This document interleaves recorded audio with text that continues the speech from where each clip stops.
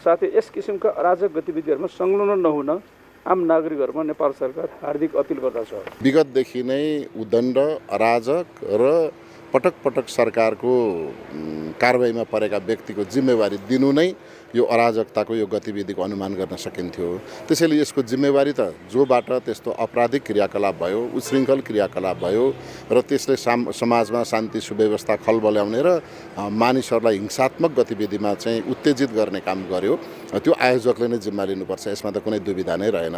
आन्दोलनमा सरकारी पक्षबाटै घुसपैठ भएको बताए पनि केही कमजोरी आन्दोलनको कमान्डरबाट पनि भएको राजावादीहरूको स्वीकारोक्ति छ। कमान्डरले समर्थकहरूलाई नियन्त्रण गर्न नसक्दा र सरकारी पक्षले संयमता अपनाउन नखोज्दा यो अवस्था आएको उनीहरू बताउँछन्। व्यक्तिगत रूपमा भन्ने हो भने त्यहाँ दुर्गाजीको पनि धेरै मिस्टेक छ, हैन, गल्ती छ।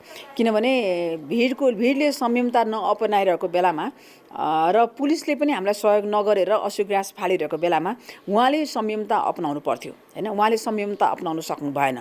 त्यो नसक्दाखेरि पुलिसले बालेको आगोमा उहाँले घिउ थपे जस्तो भयो के, बुझ्नु भएन हो।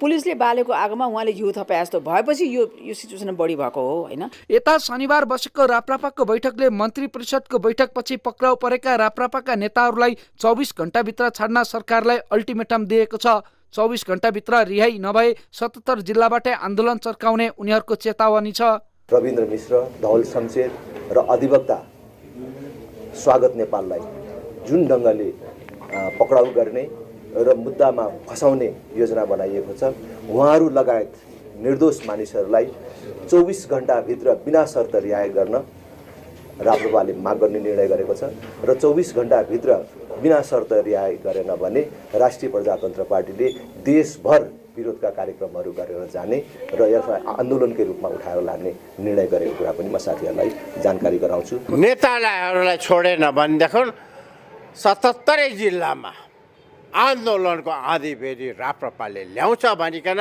सरकारलाई सचेत गराएको हो। शुक्रबार राजावादीको प्रदर्शन अराजक बनेपछिको घटनाको जिम्मेवारी एकले अर्को पक्षको टाउकोमा राखेर अगाडि बढ्दा आगामी दिनमा मुलुकमा व्यवस्थाको विषयलाई लिएर अझै द्वन्द्व चर्किने देखिन्छ। मुलुकमा लामो त्याग, तपस्या र बलिदानबाट प्राप्त भएको उपलब्धिलाई रक्षा गर्ने हो भने सरकारले गम्भीर बन्दै जनपक्षीय कदम चाल्नुको विकल्प देखिँदैन। News 24 television